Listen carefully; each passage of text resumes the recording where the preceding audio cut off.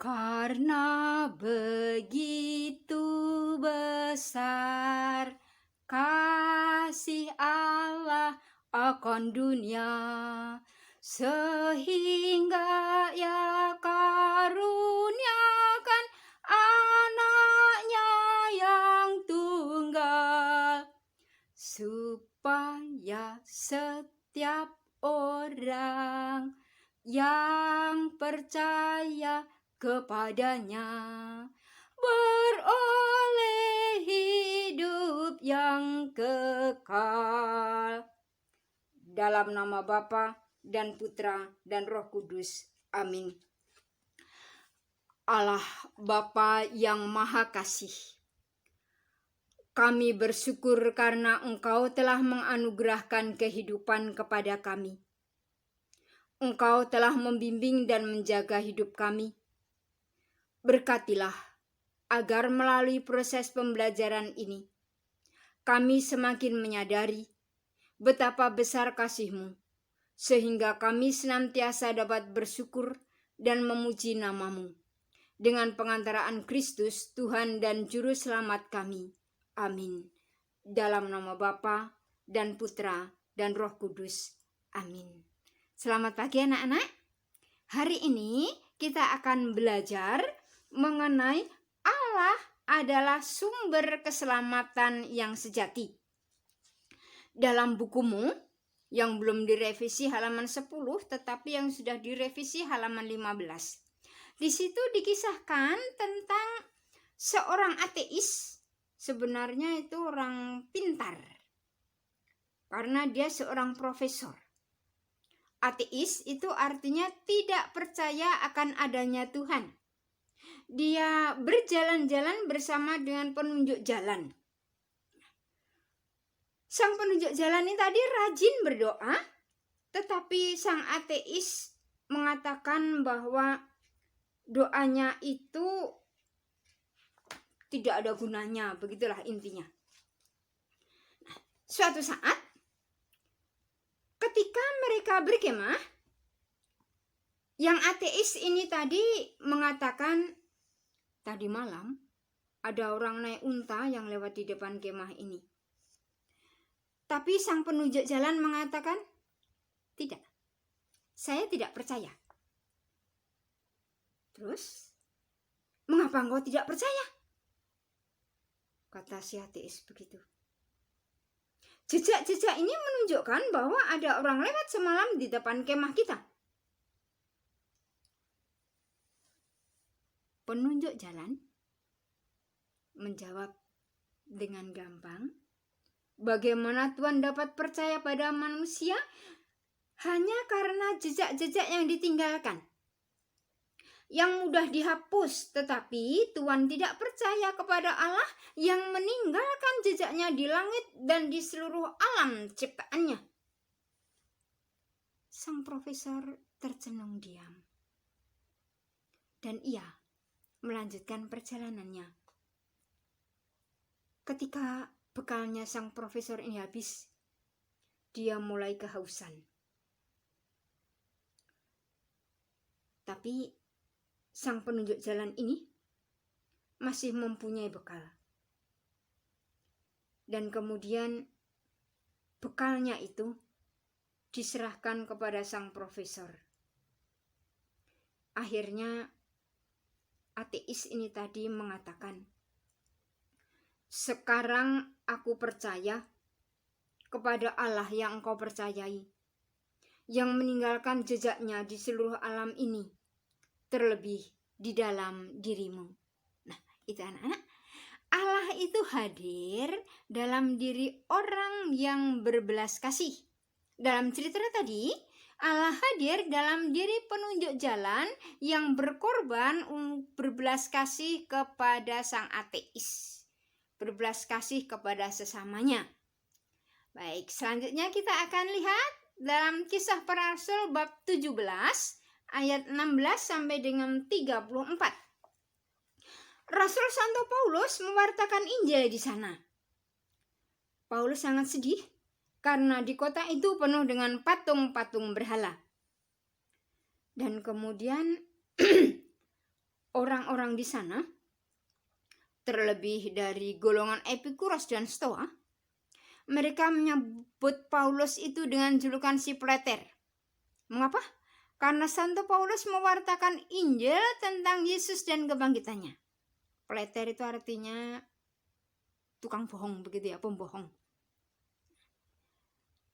Santo Paulus itu di sana, dia berdiri di atas Areopagus dan berkata, "Hai orang-orang Athena, aku lihat bahwa dalam segala hal kamu sangat beribadah kepada dewa-dewa. Sebab ketika aku berjalan-jalan di kotamu dan melihat-lihat barang-barang pujaanmu, aku menjumpai juga sebuah mezbah dengan tulisan, kepada Allah yang tidak dikenal. Apa yang kamu sembah tanpa mengenalnya, itulah yang kuberitakan kepada kamu. Allah yang telah menjadikan bumi dan segala isinya, Ia adalah Tuhan atas langit dan bumi, tidak diam dalam kuil-kuil buatan tangan manusia."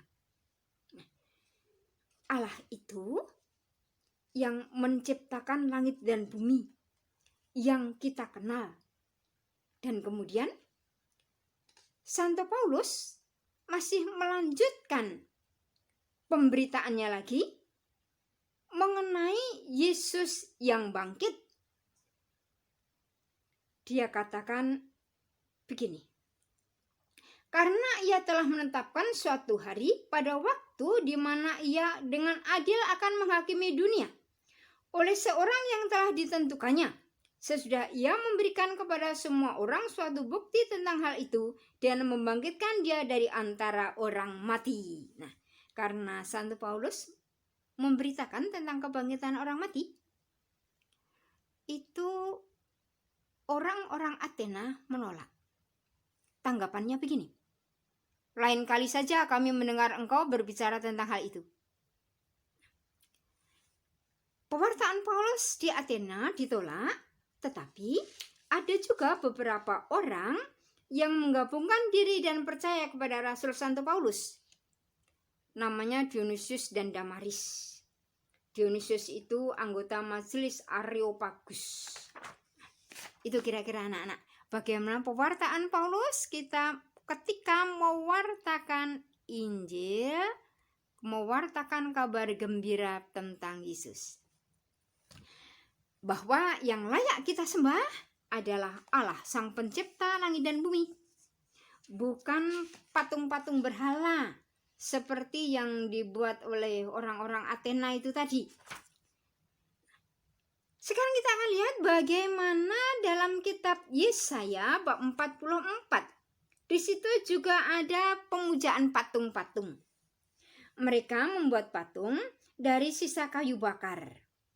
Kayu bakarnya itu dipakai untuk memasak, sisanya dibuat patung. Setelah dibuat patung, terus mereka sujud menyembah dan berdoa kepada patung buatannya sendiri dengan berkata, "Tolonglah aku, sebab engkaulah Allahku." Nah, itu sikap yang bodoh. Judulnya juga kebodohan pemujaan patung. Letak kebodohannya, dia minta tolong kepada barang buatannya sendiri.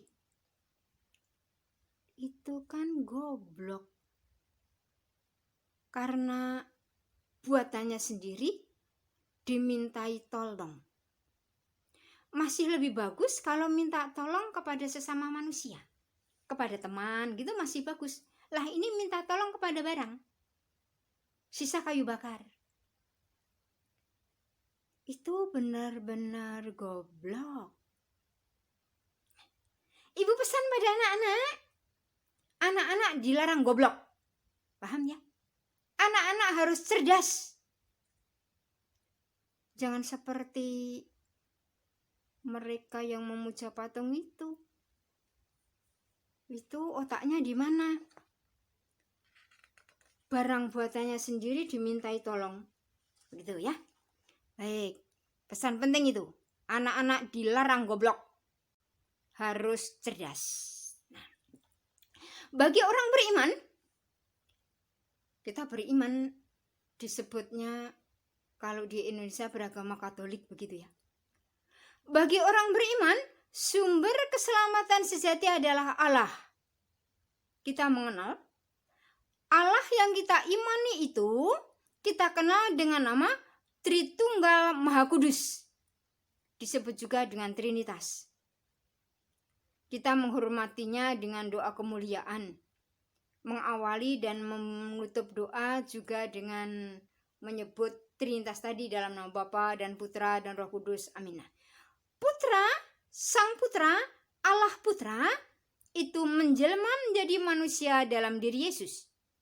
Terus Tuhan Yesus itu menganugerahkan kepada kita sakramen Ekaristi, di mana Yesus hadir di sana. Sakramen Ekaristi biasa kita kenal dengan nama lain Misa Kudus. Misa Kudus yang menjadi puncak hidup Kristiani. Nah, baik anak-anak, tugasmu untuk dikerjakan itu membaca buku Pelangi halaman 22, jilid 9. Tugas yang kamu kerjakan itu ya halaman 22 itu 23, 24, nomor 1, 2, 3, 4, dan 5. Itu tugasnya. Nanti dikirim pada ibu ya. Baik, sekarang kita akan tutup dengan lagu dari Puji Syukur. Ku percaya Allah Bapa, Raja alam semesta.